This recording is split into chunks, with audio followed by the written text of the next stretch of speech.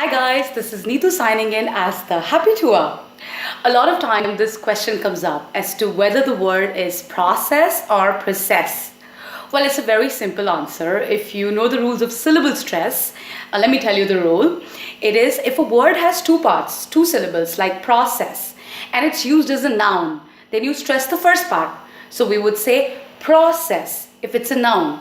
If it's a verb, then we would say proCESS. We would always stress the second part. So I can say something like, I like the company's process. They process information or they process documents.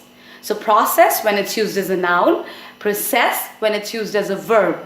There are a lot of other words, that we pronounce like this. For example, object and object.